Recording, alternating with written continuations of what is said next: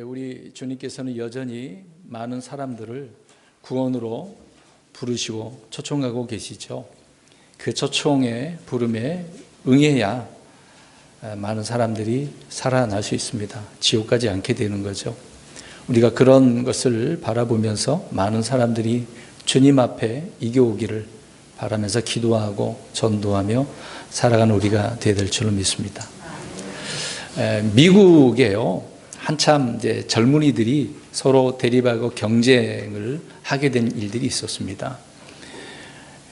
이런 영화를 보셨을 거예요. A라고 하는 차와 B라고 하는 차가 막다른 절벽을 앞에 두고서 경쟁을 하여 달려나갑니다. 누가 이 죽음을 앞으로 이제 절벽이 있으니까 무서워하지 않고 계속 달리느냐, 아니면 그거는 무서워서 피하느냐라고 하는 그런 부분이거든요. 그래서 피하는 사람을 겁쟁이라고 이야기합니다. 근데 그 피하지 않고 이겨내는 사람은 승리자가 되겠죠. 이런 경주 대립하는 문제로 젊은이들이 한때 많이 죽은 일이 있었습니다. 근데 그런 게임을 치킨 게임이라고 합니다.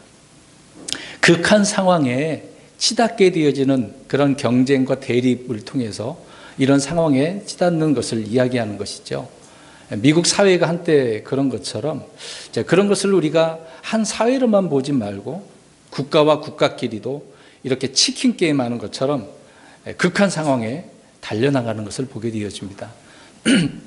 그래서 나라와 나라끼리 서로 대립을 하고 경쟁을 해서 문제가 야기되는 경우가 많죠. 특히 공산주의냐 민주주의냐, 그것도 하나의 대립과 경쟁이 될 수도 있을 것입니다. 또 그런 정치적인 문제까지 맞물릴 뿐더러 경제적인 것도 그렇죠. 기업과 기업 간의 그 경쟁이 얼마나 심각합니까? 물론 그런 경쟁을 통해서 더 나아지는 기술이 발달하는 그런 경우도 있겠죠. 그러나 문제는 이것을 통해서 서로 정말 굶은 그런 상태가 있게 되어지는 것입니다. 어려운 일에 이제 빠지게 되어진다는 것이죠. 종교는 어떻습니까? 세상이 말하는 종교, 사람들이 표현하잖아요. 다 싸잡아서 이제 종교라고 표현하고 있습니다. 뭐 이단이든 뭐든 상관없어요. 세상 사람들은요. 그 단체가 미운 것뿐입니다. 근데 그런 종교도 서로 내 종교가 옳다, 내 종교가 옳다, 서로 그렇지 않습니까? 그래서 경쟁을 합니다. 기독교라고 하는 그 교회 안에서도 그렇잖아요. 이제 개신교인데 개신교는 기독교는 아닙니다. 네, 그렇게 이제 자기들이 기독교라고 표현을 하는 것뿐이죠. 아무튼 기독교라고 하는 이런 단체 안에서도 서로 경쟁을 하잖아요. 그래서 교회가 크게 지으면 어떻게 됐다고 합니까? 승리했다, 이겼다, 대단한 교회라고 칭송을 받는 경우가 많잖아요. 그런데 오늘날 세상에서는 너무 교회가 이제 맘모스처럼 크니까 비판하는 경우도 있습니다. 교회 안에서도 이런 경쟁이 벌어져서 이런 치킨 게임 하듯이 어려움에 처하는 거죠. 그래서 빚을 져서라도 막 짓는 경우가 많잖아요. 그러다 보면은 목사도 죽는 경우도 있고 그 부채 때문에 감당을 못해서 이단에 팔리는 경우도 많이 있습니다. 서로 이런 경쟁의 문제가 이렇게 교회 안에, 기독교라고 하는 그 안에까지 들어오다 보니 어려움에 처하게 되어지는 것이죠. 이런 대립과 경쟁, 서로 이겨보겠다라고 하는 이런 문제가 심각합니다. 이제 말씀드린 것처럼 교회가 그렇게 되어지면 안 되잖아요. 그럼 지금 이런 상황에서 코로나 바이러스로 인해서 예배드리면 안 된다라고 합니다. 누구는 드리자, 누구는 드리지 말자, 그런 경우가 있잖아요. 그럼 이것을 통해서 서로 믿음 경쟁을 하는 것처럼 보일 수도 있습니다. 우리는 예배 드리니까 믿음이 있어. 당신들은 안 하니까 믿음이 없어. 이런 것처럼 우리가 믿음 있고 없고를 이런 것으로 경쟁을 하고 대립한다고 한다면 주님께서 기뻐하지 않으시는 거죠. 단지 우리는 주님의 명령이니까 주님의 명령에 따라 주님을 섬기기 위해서 어떤 감염도 불사하고 예배를 드리는 건 아닙니까? 물론 몸에 문제가 있으면 참석하면 안 되겠죠. 어떤 감염의 문제가 생긴다고 한다면 해결을 하고 와서 공동체 생활을 해야 되는 것은 당연한 것입니다. 말씀드리고자 하는 것은 이런 대립과 경쟁을 통해서 서로 죽는 그런 일이 생긴다는 거죠. 같은 부분끼리 이렇게 경쟁한다면 또 그렇다 치지만 전혀 다른 부분에 있어서 경쟁을 하는 경우가 있습니다. 그래서 정부가 이거를 강압적으로 하려 보니 종교단체에서는 안 된다. 뭐 그런 얘기도 있었잖아요. 그래서 누가 이기느냐 그런 경쟁 속에서 나라가 뒤로 한 발을 물러서느냐, 교회라고 하는 이 종교단체가 뒤로 한 발짝 물러서느냐, 그런 경우가 있습니다. 제가 왜 이런 말씀드리자면 지금 이런 상황에서 코로나 바이러스 문제가 있는데 우리는 어떤 서로 이런 대립하고 경쟁하는 가운데 내가 믿음이 있냐 없냐라고 하는 그런 구조를 우리는 사회 구조를 따라가서는 안 된다라는 것을 말씀드리고 싶습니다. 그래서 지금의 이 사회 현상들을, 환경들을 바르게 이해를 하고 우리가 그리스도인답게 살아가야 된다라는 것을 말씀드리고 싶고요. 근데 이런 부분 속에 이제 댓글들을 좀 생각을 해보았습니다. 이제 이런 거 보니까 댓글 보면 항상 종교라고 딱 단어가 들어가 있습니다. 종교 문제를 언급하죠. 모든 것을 싸잡아서. 그리고 거기다가 이제 교회 가면 목사들이 돈을 좋아하니까 헌금 때문에 교회에 나오게 하는 거다. 항상 그 댓글 달는 비판하는 내용이 그것밖에 없습니다. 다른 거는 둘째고요. 가장 맥을 이루는 게 두 가지거든요.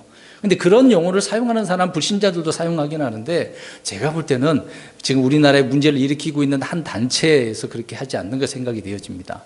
왜 그런 생각을 하냐면 자기들이 지금 억압을 당해서 예배를, 모임을 못하게 되어지니까 우리도 안 되니까 너희들도 안 된다라는 식으로 치킨 게임 하자는 얘기잖아요. 너도 안 된다. 그런 얘기잖아요. 솔로몬의 재판 가운데 그런 내용이 있지 않습니까? 이제 둘 다 아기를 낳았는데 하나는 죽었는데 다른 아이를 내 아이로 만들어 버리잖아요. 그래서 그 재판을 받는 경우에 있어서 죽은 아이의 그 어머니가 어떻게 합니까? 그 아이를 솔로몬이 칼로 반으로 나누자고 하니까 어떻게 합니까? 네 것도 내 것도 안 되게 하는 거잖아요. 그러니까 내 거는 이미 끝났으니까 네 것도 되지 말게 해서 죽이자라고 하자는 그런 얘기잖아요. 그러니까 치킨 게임 하자는 이야기입니다. 성경에서도 그런 얘기가 있듯이 우리가 이런 믿음에 대한 부분도 그렇고 세상에 대한 부분도 어떤 경쟁, 대립 구조, 그러니까 내가 문제가 생기면 너도 안 된다라는 식으로 우리가 나아가서는 안 된다는 이야기입니다. 항상 우리는 뭐 때로는 손해볼 수도 있지만 믿음을 따라 나가는 그런 성도들이, 믿음의 사람들이 되기를 간절히 바랍니다. 그리고 지금 한 부분이잖아요. 이 바이러스라고 하는 것은 역병인데 이 역병 하나 가지고 성경 전체를 해석할 수 있는 것은 아니거든요. 그러니까 일부분을 가지고 성경 전체를 말하는 것처럼 주님이 오실 징조다. 이건 마지막 때다. 그래서는 안 된다. 그 얘기입니다. 그러니까 일부분을 전체로 해석을 해서는 안 된다는 얘기죠.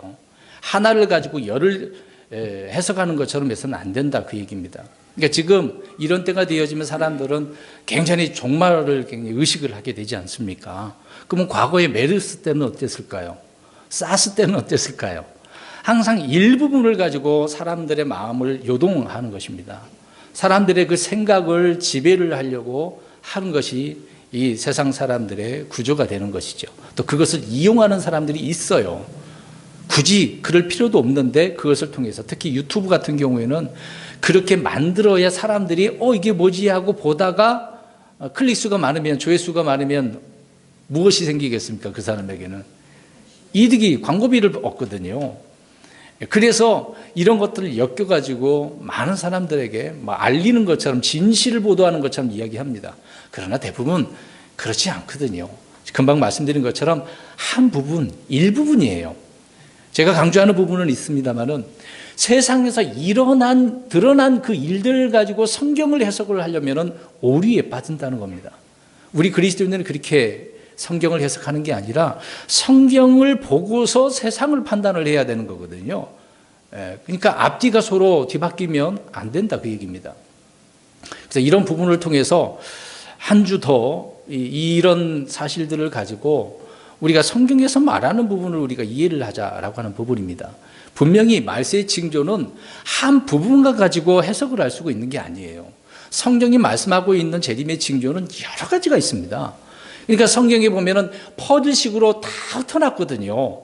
그런 것들을 찾아서 우리가 하나로 묶은 다음에 이런 말씀이구나라고 이해를 해야 되는 것인데, 근데 사람들은 그렇게 하지 않는다는 겁니다. 지금 당장 일어나는 일을 가지고 한 가지를 가지고 이렇다, 그래서 막 마음 자체가 흔들리고 이리저리 흔들리고 또 누구의 말이 옳냐 저거 옳냐 왔다 갔다 하게 되어지는 것입니다. 그러니까 좌로나 우로 치우치지 말아야 되는 건데 사람들이 이렇게 치우치는 이유가 바로 이런 부분이 되는 것이죠. 그래서 오늘 마가복음 13장 4절 말씀을 통해서 마지막 때의 징조, 재림 때의 징조는 주님께서 뭐라고 말씀하시는가? 제자들이 지금 묻고 있는 내용이잖아요. 이 부분을 오늘 우리 성도님들과 나누려고 합니다. 주님을 믿는다라고 하는 사람들, 특히 뭐 성도들뿐만 아니라 목사들, 신학자들 다 마찬가지겠죠. 그들이 주님의 재림을 어떻게 예측할 수 있을까? 이런 생각을 한 번쯤은 다 할 겁니다. 고민하기도 하죠. 언제쯤일까?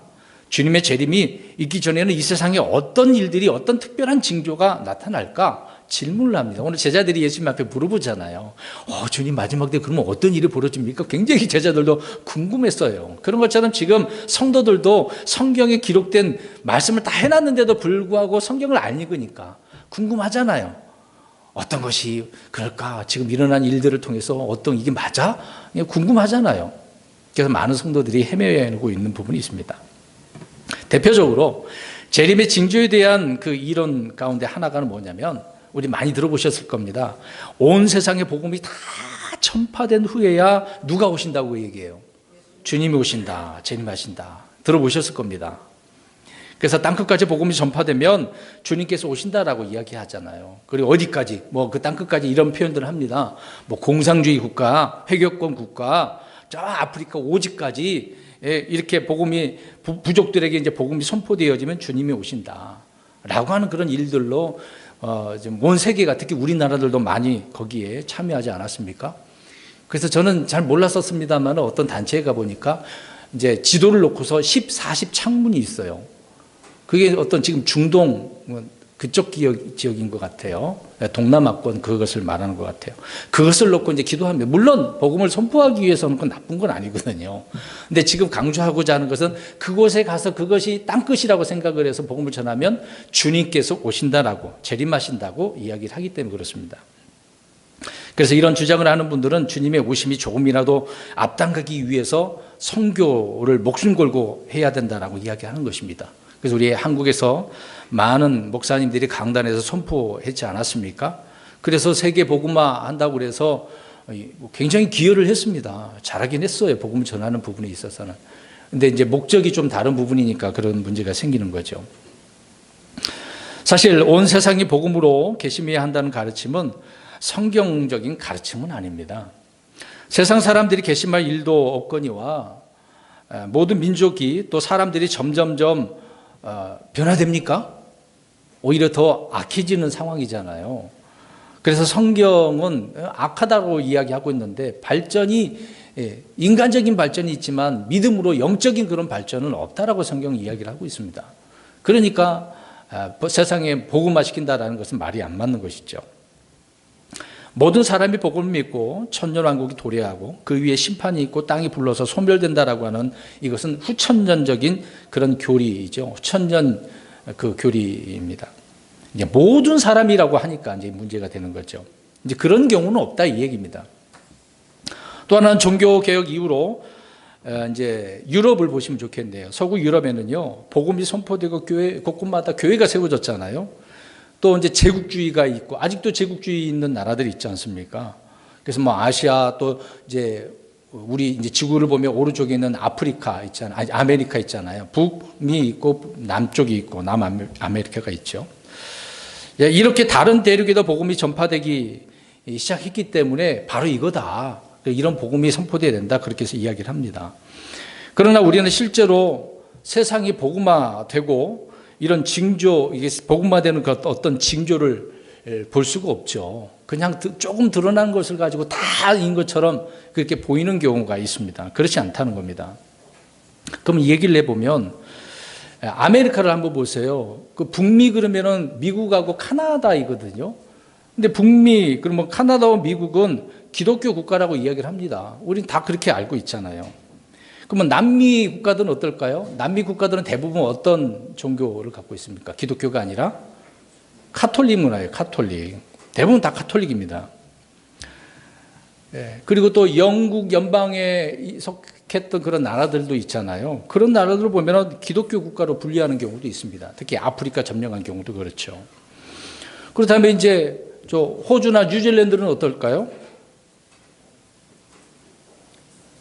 그게 완전히 복음화 된 나라에 속한 것일까요? 유럽의 모든 국가들은 역사적으로 모두 다 가톨릭이었어요. 우리가 과거 역사를, 유럽 역사를 한번 보면 전부 다가 가톨릭이었어요. 그런데 종교 개혁이 일어나고 어떤 개혁주의 그런 사상이 일어나서 이제 가톨릭에서 벗어난 그런 경우도 있는 것이죠. 어쨌거나 복음이 다 유럽 쪽은 선포된 부분이 있잖아요. 그러면 다 복음이 선포돼서 그러면 주님이 오셔야 되는 거 아니겠습니까? 그런데 그런 사회는 어디에도 없습니다. 그래서 복음화라고 하는 말은 앞뒤가 안 맞는 경우다라는 것을 말씀을 드리는 겁니다. 세상이 점점 배교의 길로 가고 있어요. 결코 복음화가 되는 경우는 없다 그 얘기입니다.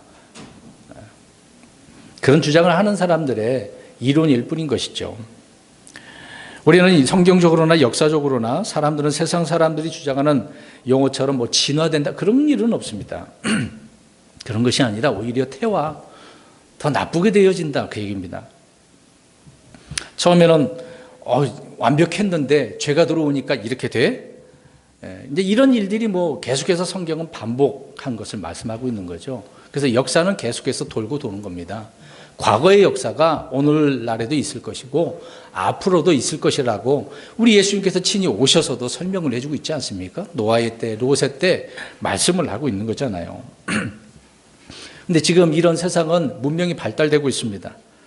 그런데 그런 것처럼 더불어서 영적인 능력도 발달하고 있나요? 아니 세상에 눈에 보이는 것들이 발달한다고 해서 영적인 것들이 더 발달하냐고요. 더 좋아지냐 이 말입니다. 그런 건 아니거든요. 오히려 주님의 말씀들이 무시되어지는 겁니다. 성령님을 거부하는 거죠. 뭐 예를 들어서 우리 성경적인 부분을 살펴보려고 합니다. 아담을 한번 생각해 보세요. 에덴 동산 생각해 보세요. 어때요? 뱀이 유혹을 하기 전까지는 죄가 있습니까? 없습니까? 완벽해요? 완벽하지 않아요? 완벽해요. 대단하지 않습니까? 완전한 주님의 그 특별 계시가 있는 그 장소잖아요. 완벽한 환경이었어요. 죄가 없는 순수한 그런 시대를 우리가 알 수 있지 않습니까? 또 그때 하나님은 분명하고 확실한 말씀도 주셨잖아요. 다른 거 다 먹어도 되는데 동산 중앙에 있는 이 선악을 알게 하는 나무, 이 지식의 나무를 먹어서는 안 된다. 특별 말씀을 또 주시죠. 하지만 에덴에서 사람은 어떻게 됐습니까? 뱀으로 인해서 죄를 짓죠. 타락하게 되었습니다. 그 시대를 마감하는 거죠. 에덴 동산의 그 시대가 이렇게 결말이 왔다라는 것을 성경은 우리에게 기록을 해놓고 있는 것이죠. 그렇게 보세요. 아예 처음부터 완벽했는데 왜 타락을 합니까? 완벽했으면 완벽한 상태로 있어야 되는 거잖아요. 두 번째로 그 다음에 그러면 사람들이 수가 많아져서 굉장히 번졌습니다. 홍수 이전, 노아 홍수 전을 한번 생각해 보세요. 굉장히 많아서 그때는 법이 없었잖아요. 율법이 없었지 않습니까? 양심의 시대였어요. 그 선한 그 양심이 있고 또 그 양심에 따라 악한 상황에 빠지기도 하죠. 근데 이 양심의 시대 때에는 음행과 폭력이 막 땅을 가득 찼던 거죠. 그래서 그런 내용들이 기록을 하고 있는 것입니다. 그래서 사람이 이제 육체가 되어지는 경우가 있는 거죠. 그래서 결국 주님께서 가만 보시다가 안 돼서 노아를 통해서 물을 하나님께 하늘에 내려주시니까 대홍수라고 하는 것을 통해 심판하게 되어지는 겁니다. 그러니까 양심의 시대 때도 법이 없는 부분이지만 그때도 양심 갖고 안 된다 그 얘기죠. 결국은 이렇게 이 세상이 타락했다라는 것을 기록을 하고 있는 겁니다. 그러면 노아 홍수 그 이후에는 어떨까요? 홍수 이후에는 뭔가 달라졌나요? 또 계속해서 사람들이 수가 늘어납니다. 근데 늘어나면 늘어날수록 사람들이 더 하나님을 제대로 섬기나요?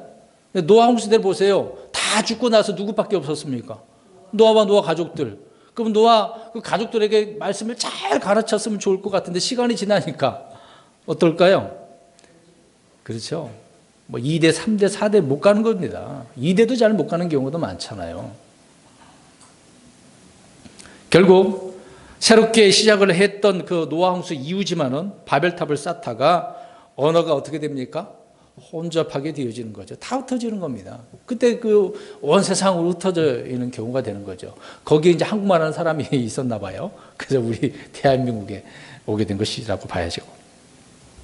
그 다음에 또 아브라함이 있지 않습니까? 아브라함이 이제 하나님께서 갈대아 우르에서 불러서 새롭게 하시잖아요. 그래서 믿음의 가족, 믿음의 사람으로 성경은 기록을 해놓고 있습니다. 그런데 아브라함, 그 다음에 이삭, 야곱, 요셉 그렇게 거쳤는데 결국 이제 이집트에 가서 살다 보니까 뭘로 그들은 어떻게 살게 되었습니까? 노예로 살게 되어지는 거죠.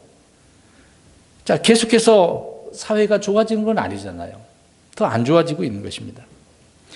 그 다음에 이제 이집트에 있으니까 하나님은 모세를 통해서 그들을 건져내시죠. 저 이집트라고 하는 세상에서 이스라엘 백성들을 건져내십니다. 그래서 그들을 또 시내산에서 율법을 주시고요.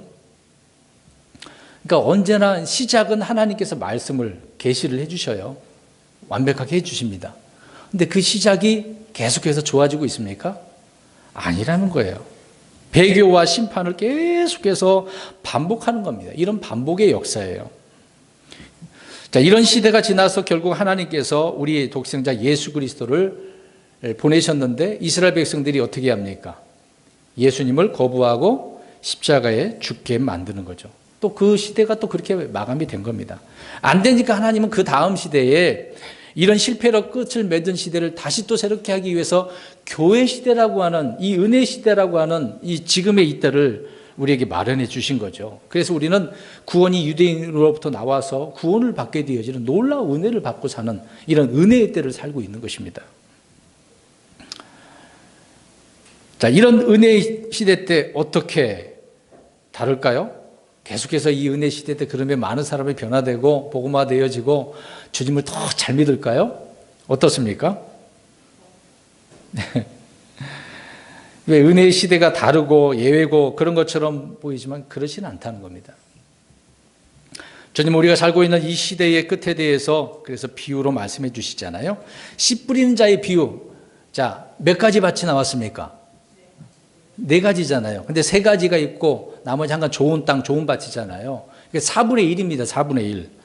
4분의 1만이 제대로 열매를 맺는다고 이야기했어요. 땅은 그렇게 많아요. 그 중에 이 4분의 1이 일부만이 100배의 열매를 맺는 거거든요. 다른 밭은 조금 맺을 수는 있겠죠. 근데 많이는 못 맺는 거예요. 이렇게.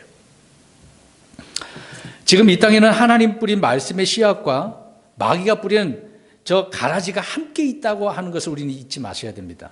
지금 상황을 우리가 보자는 겁니다. 그냥 이 바이러스 때문에 이렇다 저렇다 막 그러지 말고 하나님께서 뭐라고 말씀하신가를 보시면 이해가 되어지는 거거든요. 흔들리지 않는 것입니다. 자, 가라지도 있고 말씀의 씨앗, 정말 순수 씨앗도 있어요. 뿌려졌습니다. 그런데 수확대라고 하는 것은 세상의 끝을 말한다고 예수님께서 말씀하시죠. 주님께서 알곡과 가라지를 그래서 따로 거두어서 하나는 어디로 보냅니까? 창고로. 하나는 어떻게 버립니까? 불에 태워버리는 거죠. 분명히 그것도 주님께서는 다 말씀을 해 주셨어요. 자, 그러면 만약 이 세상이 모두 복음화가 된다라고 한다면 세상 끝에 대한 주님의 예언을 이렇게 말씀한 것도 다 그래야 되는 거 아닙니까? 역사가 이루어져야 되는 거죠. 하지만 주님의 말씀 가운데 세상 끝에는 2000년 전 이렇게 복음 전파의 초기 초대 교회죠. 그 시대보다 나아질 것처럼 한 건 하나도 없다는 겁니다. 주님께서 말씀하신 것들은 더 악하게 되어지는 거다라고 말씀을 하고 있는 거거든요. 그래서 지금은 악한 세상입니다. 좋아지는 건 아니에요. 오늘날 어떤 교회도 초대교회보다 더 영적이고 능력 있고 순결하고 믿음이 좋다라고 하는 그런 식의 말을 하지 못할 거예요. 이런 말씀을 보면. 아까 경쟁 사회 그 대립 구조를 말씀드렸잖아요. 믿음의 경쟁, 너가 믿음이 더 좋냐, 내 믿음이 더 좋냐, 아무 의미가 없습니다. 그냥 주님과 나와의 문제죠. 옆 사람과의 문제는 아니거든요. 지금 이 시대 때는 오히려 쇠퇴하고 더럽혀지는 상태라고 말씀을 하고 있습니다. 경건의 능력은 사라지고 영적 공동체는 와해되는 거죠. 그래서 모이기를 폐하게 되어지는 것입니다. 이런저런 핑계를 대고 모이지 않으려고 하는 겁니다. 자, 이런 기회를 삼아서 핑계를 삼고 교회 안 나오는 분들도 있잖아요. 물론 안 나왔다고 해서 믿음부터 그 얘기를 하는 게 아닙니다. 지금 상황이 이렇게 만들어 가고 있는 거예요. 그게 지금 마지막 때를 말하고 있는 것이죠. 그래서 교회들마다 초대교회로 돌아가자라고 이야기를 하는데 사실 초대교회로 돌아가면 안 됩니다. 그것도 문제예요. 초대교회는요, 지금의 때보다 어떻게 보면 더 안 좋은 부분이 있습니다. 왜? 불완전한 때거든요. 그때는요. 완전한 성경이 없기 때문에. 주님이 말씀하신 겨자씨 비유도 한번 보시기 바랍니다. 자, 이 겨자씨, 우리 흔히 이제 개신교에서는 좋은 의미로 해석을 하거든요. 교회가 공중의 새들, 즉 이제 사탄의 사자들을 말하는 건데, 그러니까 겨자씨가 자라서 이 새가 와서 깃들었다고 말을 하고 있는 거거든요. 이제 그거는 공중의 새들, 사탄을 말하고 있는 거예요. 좋은 의미가 아니란 말입니다. 그런데 그 나무가, 이 겨자씨 나무가 변질된 거예요. 그렇게 크게 자랄 일은 없어요, 겨자씨가. 근데 변질된 나무라고 주님께서 강조를 하는 게 겨자씨 비유거든요. 잘못됐다 그 얘기를 하고 있는 겁니다. 겨자는 나물인데 겨자 나물로 변질이 된 거예요. 그 나무에는 새들이 깃들어서 둥지를 트는데 오늘날 교회에 들어온 각종 이단 집단들을 생각하면 됩니다. 어떤 교파들 보면 되겠어요. 교단들 보면 되겠습니다. 변질된 거예요. 거대하게 잘못되게 주님께서 원하시는 주님의 몸된 교회가 아니다. 그 얘기를 하고 있는 것입니다. 겨자씨 비유가 그런 걸 말하고 있는 거거든요. 지금 그런 상황을 우리가 보고 있지 않습니까?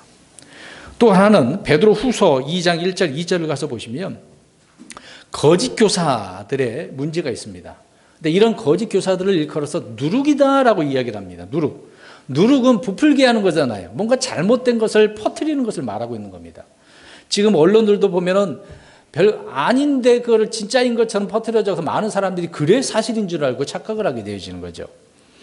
그러니까 누룩처럼 교회 내에 퍼지는 일을 하는 게 이 거짓 교사들이거든요.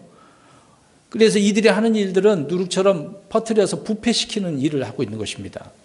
이것도 우리가 현재 목격하고 있는 것이죠. 그래서 온 덩어리를 다 부패시키는 것이 이런 일들입니다. 개신교회를 비롯한 많은 설교자들이 누룩을 복음처럼 해석을 하는데 큰 일입니다. 그렇지는 않습니다. 자, 누룩은 가만 놔두면 어떨까요? 넣었다 집어넣으면 점점 전체 다 스스로 번지는 거예요. 퍼뜨리는 겁니다. 그럼 복음은 어떨까요? 복음은 스스로 그렇게 번지나요? 저희 여러분들이 복음 놔두면 그 스스로 번지냐고요. 번지게 하기 위해서 저희 여러분들 어떻게 해야 되겠습니까? 나가서 전해야 되는 거잖아요. 그러니까 안 맞는 이야기죠. 누룩은 잘못된 것을 말하고 있는 겁니다. 또 하나의 문제는 그물의 문제입니다. 그물. 그물 탁 던지면 많은 것을 잡는 그 그물. 예수님께 그 비유를 말씀하셨죠? 근데 잡았는데 좋은 고기도 있고 나쁜 고기도 있다고 그랬어요. 그러면 좋은 고기는 어떻게 해야 됩니까? 담아서 가져와야죠. 나쁜 고기는 어떻게 해요? 버려야죠. 그걸 생각하시면 됩니다. 자, 좋은 고기가 있고 버려지는 고기, 나쁜 고기가 있네요. 이것을 통해서도 세상이 복음화된 후에 주님이 오신다 가르치면 맞지가 않다. 그 얘기를 지금 하고 있는 거죠. 나쁜 고기가 있는데. 자, 오늘 본문으로 돌아가서 제자들은 십자가에서 예수님께 십자가에 달리기 전이죠. 그때 이제 화요일 저녁에 지금 이걸 질문하고 있는 겁니다. 이런 말씀 하시니까. 그래서 오실 때 그 표적과 세상의 표적이 무엇인지 물어보고 있는 거죠. 오늘 마가복음 13장 4절에. 그때 예수님께서 뭐라고 대답합니까? 오늘 보세요. 5절부터 8절까지 보세요. 자, 5절을 보니까 사람들이 어떻게 하기 시작하는 거예요? 속인대요. 자, 어떻게 속여요? 6절 보니까 누구의 이름으로? 주님의 이름으로 속인다고 이야기합니다. 그러니까 자기가 말을 하면서 누구의 이름으로 말하고 있는 거예요? 주님께서 말씀하셨다고. 우리 에스겔서도 보면 그 내용이 나오거든요. 하나님께서 안 보내셨는데 자기는 하나님이 보냈다고 주의 이름으로 말씀을 전한다고 하지 않습니까? 그 다음에 7절에 보니까 전쟁들과 전쟁들의 소문이 막 드러나네요. 막 불안해요. 지금 뭐 중동 지역만 봐도 그렇고 우리나라도 북한과 대립을 하고 있지 않습니까? 미국 사람들은요, 저 미국 군인들이 한국에 간다고 하면 굉장히 전쟁날 그런 곳에 왜 가려고 하냐고 그런다고 하더라고요. 실제 그렇다고 한답니다. 불안해하는 경우가 있는 거죠. 8절 보니까 곳곳에 무엇이 일어나요? 지진이, 기근과 재난이. 역병이죠. 뭐 재난이 뭐 한둘이입니까? 자, 이 말씀이 지금 13장, 마가복음 13장인데 마태복음 24장도 보면 같은 내용을 기록을 해놓고 있습니다. 자, 주님께서는 길게 설명을 하고 있는 거예요. 마지막 때 이런 징조가 일어난다고. 전쟁과 전쟁의 소문, 지진, 기근, 역병과 같은 재난이 곳곳에서 터진다고 이야기를 하고 있습니다. 그러면 이제 우리가 앞에서 말씀드린 것처럼 하나의 일부분이라고 이 역병만 봐도 이해를 할 수 있는 부분이지만, 근데 이게 다가 아니잖아요. 아무튼 주님을, 주의 이름을 통해서 사람들은 속이고 있는데, 근데 그때는 이제 고통의 시작이다라고 이야기를 하고 있습니다. 아직 본격적인 때는 오지는 않았어요. 시작일 뿐이에요. 그때는 또 하늘에도 표적이 있겠죠. 해가 어두워지고 달이 빛을 내지 않고. 그래서 혹시 작년에 그걸 보셨나요? 블러드 문이라고 들어보셨나요? 또 이것 때문에 사람들이 유튜브 엄청나게 또 보고 올려놨잖아요. 달이 빛을 딱 해가 가려버리니까 불구슬하게 된다고 하니까 그것 속에서 이제 주님 오신다라고 또 주장하는 사람들이 얼마나 많았습니까? 이건 자연현상이 앞으로 있을 것이고요. 사람들은 기쁘게 주님을 맞이하는 것이 아니라 두려움으로 가득 차게 되어진다고 누가복음 21장에 말씀을 하고 있습니다. 그러니까 사람들이 지금 두려워할 거예요. 우리는 이런 상황일 때 어떻게 해야 됩니까? 기뻐해야 돼요. 왜 불안하고 두려워합니까? 또 감사해야 되고요. 그래서 예수님께서 누가복음 18장 8절에 주님께서 돌아오실 때 세상에서 믿음을 볼 수 있겠느냐, 그 얘기를 합니다. 이런 말씀대로 불신으로 가득 찬 이 세대를 보는 거죠. 세계가 복음화가 되는 것이 아니라 교회마저도 그래서 배교함으로 완전히 세속화되어진다고 말씀을 하고 있습니다. 악해지는 거죠. 그러니까 오늘날 복음화가 아니라 배교하게 되어지는 시대가 되어지는 거고요. 믿음이 아니라 불신이 있게 되어지는 것입니다. 그래서 노아와 롯의 때라고, 그런 마지막 날들이라고 주님께서 이렇게 표현하고 있는 것이죠. 그러면 재림의 징조를 정확히 알 수 있는 그런 징조들을 우리는 어떻게 알아야 될까요? 성경을 통해서 알아야 되겠죠. 노아의 날들을 통해서 보면 알 수가 있습니다. 성경은 찾지는 않겠습니다. 우리가 노아에 대한 그 지식은 다 알고 있으니까 들으시면 이해가 될 거라고 생각되어집니다. 자, 노아의 이 홍수, 하나님의 홍수인데 하나님께서 물러서 심판한다라고 하는 것을 물론 이제 노아를 통해서 말씀해 주셨고, 그전에는 에녹이 경고의 말씀으로 선포했단 말입니다. 그런데 하나님의 심판을 사람들이 믿었을까요? 안 믿었을까요? 안 믿었죠. 안 믿었으니까 하나님께서 어떻게 하셨어요? 물러서 심판하셨죠. 믿었다고 한다면 방주에 들어가게 하셨지 않겠습니까? 안 믿었습니다. 두 번째로는 하나님이 요구하는 희생 제물 대신에 자기들이 정한 방식대로 하나님을 섬기는 경우를 보게 되어집니다. 그런 예가 하나로 이제 가인과 아벨의 그 드리는 예물을 통해서 알 수가 있는 거죠. 아벨은 피의 속죄를 통해서 하나님을 섬겼습니다. 그러나 가인의 후예들은 어떨까요? 이런 피의 속죄는 싫고 자기들이 열심히 원하는 대로 또 땀을 흘려서 노력을 통해서 그 결실을 가지고 하나님을 섬기려고 합니다. 그것은 뭐 우리가 잘못됐다고 할 수는 없지만 하나님께서 받으시는 것은 피의 속죄를 원하셨던 것을 우리가 이해하는 거죠. 왜 이 말씀을 드리냐면 세상 종교는요, 이렇게 내가 열심을 다하면 하나님께서 경배를 받아주시는 것처럼 생각하고 있는 것입니다. 내가 노력을 하면 하나님께서 기뻐 받아준다고 생각하기 때문에 그렇습니다. 그러니까 하나님이 정한 법대로가 아니라 내가 희생해서 하나님을 섬긴다고 하는 거죠. 법대로 드리는 희생이 아닌 것은 하나님께서 안 받아주시는 겁니다. 성경대로. 지금 은혜 때도 그렇잖아요. 영과 진리로 우리가 하나님을 섬기는 거 아닙니까? 우리의 몸을 하나님 앞에 드리는 거잖아요. 근데 그렇게는 하지는 않고, 그것은 힘드니까.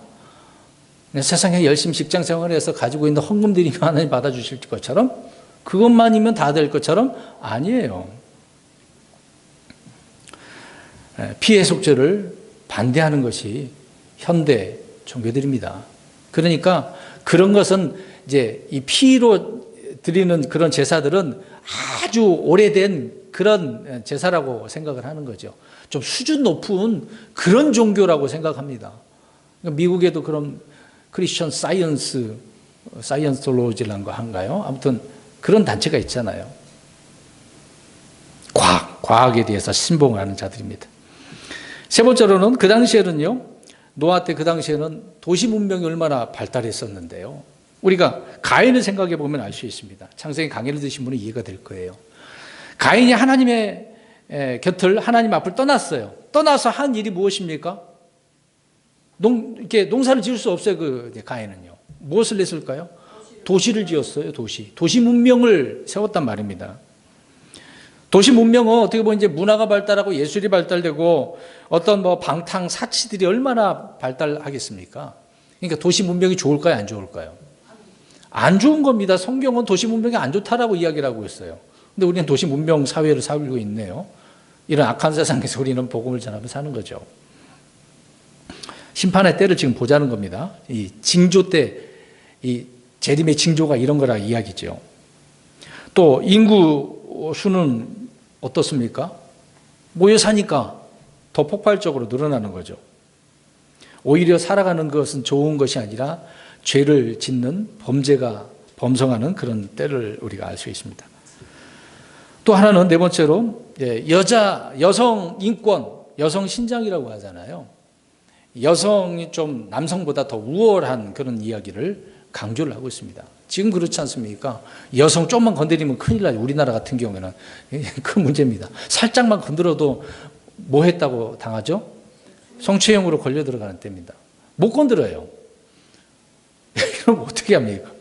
그래서 심지어 미국에는 펜스룰이라고 하는 그 사람이 그렇게 절대 여자 곁에 안 간다고? 그런 문제가 오죽했으면 그렇게 말을 할까요?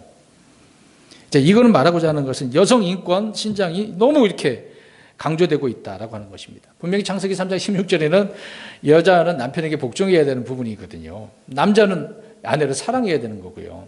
그 관계가 바로 돼야 되는데, 근데 이것이 뒤집어진 거 아닙니까? 그래서 노아 때 사람들이 어떻게 살았습니까? 먹고 마시고 장가가고 시집가고. 그러면 자유로운 연애 생활을 한 거 아닙니까? 우리는 자유롭다. 이제 그런 표현이 되겠죠. 그다음에 다섯 번째로 공중의 영적 존재들이 사람의 딸들과 결혼을 하게 되는 때 창세기 6장에 나오잖아요. 하나님의 아들들 타락한 자들이잖아요. 그들이 사람의 딸들을 취해서 육체가 되어지는 것을 보게 되어집니다.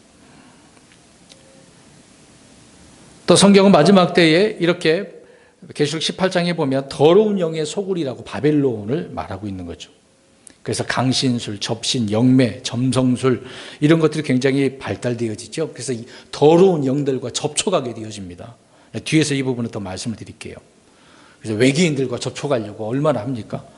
혹시 옛날에 영화 저 영화를 좀 많이 보지는 않았지만 컨택트라고 하는 영화 보셨나요? 안테나 접시 큰 거를 통해서 외계인과 접촉을 해가지고 만나게 되어지는 거 보셨나요? 실제는 그렇지 않은데 그것을 통해서 외계인을 만났다라고 하는 내용이 컨택트라고 하는 내용이에요. 그래서 법적으로 그것을 막 맞냐 틀리냐라고 이제 발췌해내는 그런 내용인데요. 세상 사람들은 뭔가 외계 뭔가 이제 우주에는 누가 살고 있습니까? 사탄과 타락한 자들이 있는 곳 아닙니까? 근데 그 사악한 자들과 통했다라고 하는 거 볼 때 문제가 있는 거죠. 그러니까 이것은 뭘 말하느냐? 더러운 영들과 접촉을 하려고 한다 그 얘기입니다. 이런 호기심들이 사람들은 굉장히 발동을 해서 종교 교회 하나님을 믿지는 않으면서도 저 외계에서 외계인들은 어떻게 하려고 합니까? 믿으려고 하잖아요. 자, 그러면 슈퍼맨이 있어요, 없어요? 없는데 그럼 만들어 놓고 사람들이 있는 것처럼 그렇게 생각하잖아요. 그래서 이 세상을 구원하는 자들이 누굽니까? 대부분 외계에서 온 어떤 특별한 초인 능력을 갖고 있는 그런 사람들. 그러니까 어벤져스 그게 나오는 거죠. 그다음에 여섯 번째로는 주님께 오신다라고 하는 이런 재림의 가르침을 거부하는 거예요. 시과 관계상 간단하게만 말씀드립니다. 그래서 베드로후서에서 사람들이 오신다는 약속이 어디 있느냐? 창조 이래로 그대로 있지 않느냐? 거부를 합니다. 이게 지금의 때가 그렇죠. 그래서 몇 주간에 제가 이 부분을 놓고 우리 기도하는 내용들을 많이 말씀드렸습니다.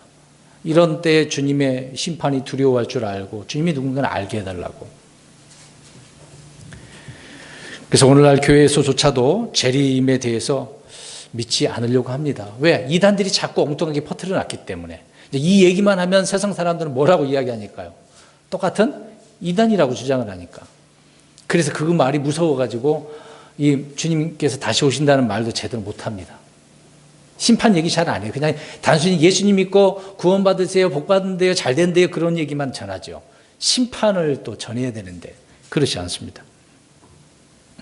그래서 어거스틴 경우에 이제 하나님의 도성이라는 책을 통해서 우리가 이루어서 이 하나님의 도성을 이루자라고 주장하는 일이 퍼지고 있는 것이죠. 사람의 힘으로 어떤 도성을 만들 수 있을까요? 안 된다니까요. 주님이 오셔야만 된다니까요. 근데 사람들은 자꾸 자기 힘으로, 내 힘으로 하려고 하니까 문제가 되고 있는 겁니다. 그러니까 지금 이 문제도 우리의 힘으로라고 하면 안 되죠. 주님의 도우심을 구해야죠.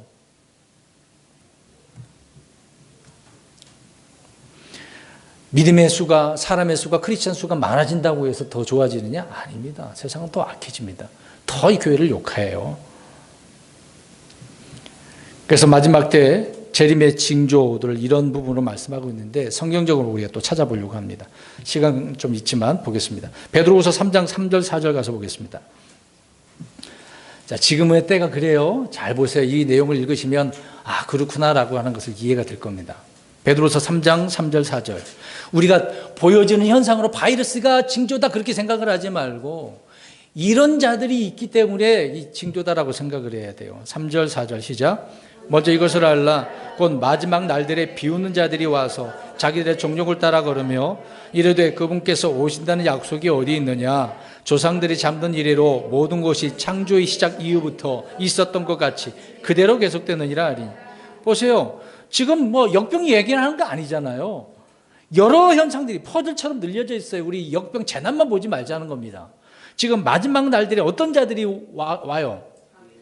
비웃는 자들이 와서 정욕을 따라 걸으면서 하나님의 약속이 어디 있어? 뭐 지금은 멸망하지 않고 있는데 뭐 이런 말을 한다는 겁니다. 자, 중요한 것은 비웃는다는 얘기예요. 자, 이런 재림을 비웃는 자들이 너무나 많아요. 교회 안에도 있습니다. 무슨 소리야? 때되 뭐 오긴 오겠지만 지금은 그런 때가 아니야라고 주장한다는 이야기죠. 비웃는다. 여러분 비웃음을 당한 내용들을 볼 수 있지 않습니까? 이럴 때 아, 주님을 섬긴다라고 이제 교회들이 많이 나서는데 그럴 때 사람들은 비웃어요. 굉장히 조롱합니다. 성경을 문자적으로 믿는 우리들을 굉장히 비웃겠죠. 또 믿는 자들이 더 그렇습니다. 어떻게 보면은요. 그게 재림의 징조예요. 바이러스 하나 갖고 그런 얘기 하지 말자고요. 이런 자들이 있는 걸 가지고 우리가 지금의 재림의 징조구나 생각을 해야죠. 비웃는 자들이 많이 일어납니다. 그 다음에 데살로니가 후서 2장 3절 읽겠습니다. 데살로니가 후서 2장 3절.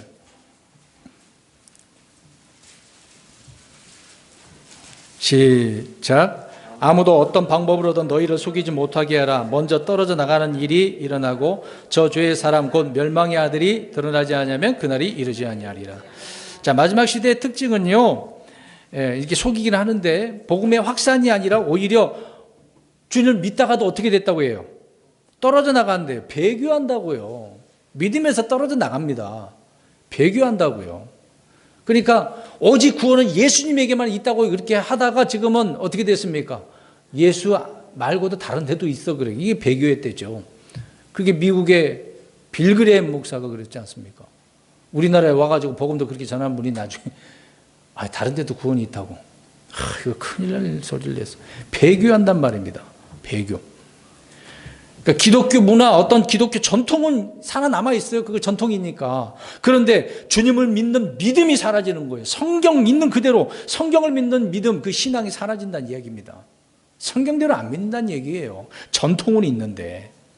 경건의 모양은 있다는 그렇게 표현하지 않습니까? 모양은 있을지 몰라도 성령의 능력을 부인해요. 그러니까 성령을 통해, 성령의 능력을 통해서 우리가 거듭나잖아요. 순결하게 되어지잖아요. 어떤 영적 능력이 발휘되지 않습니까? 이런 걸 부인한다는 겁니다. 뭐 방언 그런 거 말하는 게 아니죠. 성령을 통해, 성령의 그 능력을 통해 일어나는 것을 이런 것을 말하고 있는 겁니다. 이런 걸 거부하는 거잖아요. 그래서 이런 배교의 때에 살고 있습니다. 이것이야말로 마지막 때를 이야기하고 있는데 왜 뭐 지진 일어나면, 역병 일어나면 왜 그것만 봅니까? 하나만 보지 말자는 거예요. 일부분만 보고 다인 것처럼 그렇게 표현하지 말자는 이야기입니다. 그 다음에 세 번째로 베드로후서 2장 1절 2절 보시겠습니다. 종말은요, 초대께 주님이 하늘로 올라간 그 이후부터 종말이에요. 지금만 종말이 아니에요. 지금 이제 끝에 임했으니까 그렇게 표현하는 거죠. 베드로서 2장 1절 2절 시작. 그러나 백성 가운데 거짓 예언자들이 있었던 것 같이 너희 가운데도 거짓 교사들이 있으리니 그들은 정죄받을 이단 교리들을 몰래 들여와 심지어 자기들을 사신 주를 부인하기까지 하고 자기들 위해 신속한 파멸을 가져오리라. 많은 사람들이 그들의 악독한 길들을 따를 터인즉 그들로 인해 진리의 길이 비방을 받을 것이요. 지금 우리 딱 드러나지 않나요? 이 구절이. 자, 옛날에는 거짓 예언자들이 있었는데 지금은요, 거짓 교사들이 있대요. 지금 거짓 교사들이, 거짓 대언자 없어요. 거짓 교사들이에요. 목사들을 말하는 거잖아요. 신학자들 말하는 거잖아요. 유명해 좀 이름이 있는 사람들 말하는 거죠. 근데 이들이 정죄받을 이단 교례를 들여와가지고 주를 부인하게 만들고 파멸에 이르게 만든다고 하지 않습니까? 그래서 진리의 길이 비방받는 거예요. 지금 우리나라 그 한 단체 때문에 많은 교회들이 다 어떻게 보입니까, 지금요? 싸잡아가지고 다 비방을 하고 있잖아요. 똑같은 물이라고. 자, 그러면 지금이 그러니까 마지막 때는 이런 징조잖아요. 이런 거짓 교사들, 그 교파에 자기가 교주잖아요, 교주. 내 말을 들어야 된다고 주장하지 않습니까? 주님의 말이 아니라. 엉터리죠. 이것만 봐도 재림의 때라고 이해를 해야지 왜 코로나 바이러스만 갖고 그럽니까? 분명히 신약교회에는 거짓 교사들이 있습니다. 악한 일이죠. 우리 이제 여러 번 이런 예를 말씀드렸는데, 우리 종이돈, 지폐, 이게 진짜 가짜, 진폐, 위폐를 가려내는 방법이 뭡니까? 가짜를 많이 아는 게 좋아요? 진짜를 아는 게 좋아요? 진짜를 알면 가짜 알지 않아도 자동적으로 알게 되어지는 겁니다. 그런데 사람들은 가짜 연구를 해요. 그러니까 이단 연구 있잖아요. 아유, 참 문제가 있습니다. 뭐하러 이단 연구해요? 진짜 교리를 알면 되는데. 그러니까 가짜만 많이 하니까 아무리 소용이 없어요. 그렇게 막 가짜를 많이 알려줘도 새로운 가짜가 또 일어나는데, 그럼 그때마다 또 그 가짜를 또 연구할래요? 진짜를 알아서 진짜를 가르치면 이단에 안 빠지는데 왜 엉뚱한 짓거리 하냐고요. 이단 연구소 다 폐쇄해야 돼요. 진짜 교리를 가르쳐 줘야죠. 왜 가짜 교리만 갖고 그래? 이단에 나온 그 사람이 지금 뭐 유튜브에 올려놨더만요. 그 젊은 전도사가. 그래서 그 이단 연구소 가갖고 같이 그거를 좀 이 신천지 잘못됐다고 막 주장하더만요. 진짜도 알지도 못하면서 그들이 잘못된 것만 이야기를 하면 뭐합니까? 거기서 나오게 하면 뭐합니까? 진짜를 모르고 있는데. 진짜를 알게 해야지. 엉뚱한 데 빠져 있다는 거예요. 그러지 말자는 겁니다. 그래서 거짓 교사들의 가르침이 문제를 이렇게 오히려 부패를 일삼고 아예 비방을 받게 만드는 거예요. 나와봤자 소용없어요. 똑같은 거 가르치는데 뭘. 틀린 거 가르치면 똑같은 거예요. 나와봤자 다른 게 아니에요. 그게 그거죠. 도찐 개찐입니다. 네 번째로 디모데 4장 1절 보십시오. 심령술인데요. 근데 사람의 지성과 어떤 종교성 이것과 전혀 뭐 관계가 없어요. 그냥 뭐 아무리 똑똑해도 소용없어요. 과학자들, 교수들이라 할지라도 이 심령술에 빠진 사람들 얼마나 많은지 아십니까? 그 다니면서 부적도 갖고 다니잖아요. 여러분 보셨나요? 자, 4장 1절 시작. 이제 성령께서 분명히 말씀하시기를 마지막 때 어떤 사람들이 믿음에서 떠나 유혹하는 영들과 마귀들의 교리들의 주의를 기울이라 하시는데, 보세요. 믿음에서 떠나니까 무엇을 추구해요? 유혹하는 영들, 마귀들의 교리. 이게 심령술, 접신, 점술 이런 데 빠지는 거 아닙니까? 무당 찾아가고 사울 왕처럼. 하나님께서 말씀하지 않으니까 그런 거라도 한번 지푸라기라도 잡으려고 가잖아요. 그러니까 이것이 마지막 때죠.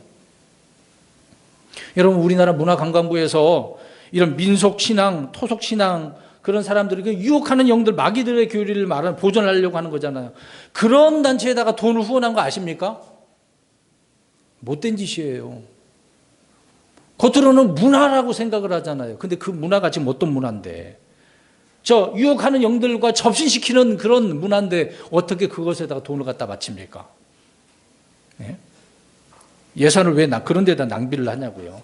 그런 데에서 그걸 금하고 지금 마스크나 사다가 지금 갖다 주지. 네? 엉뚱한 것 짓이죠. 여기에 빠진 시대입니다. 지금 그렇지 않습니까, 여러분? 그 다음에 디모데후서 3장 1절 보세요. 이제 위험한 때라 그래요. 이제 또 위험한 때 그러니까 사람들이 또 착각할 거예요. 일단 읽어보겠습니다. 디모데후서 3장 1절. 이제 좀만 하면 다 합니다. 디모데후서 3장 1절 시작. 또한 이것을 알라. 즉 마지막 날들에 위험한 때가 이르리라. 자, 마지막 날 위험한 때라 그랬어요. 그러니까 이 말이 위험한 때가 핵폭발이다. 아우 저 북한 핵, 미국에 핵이 있어 막 그래갖고 다른 나라 일어나고 치고받고 하면은 이 세계가 망할 것이라고.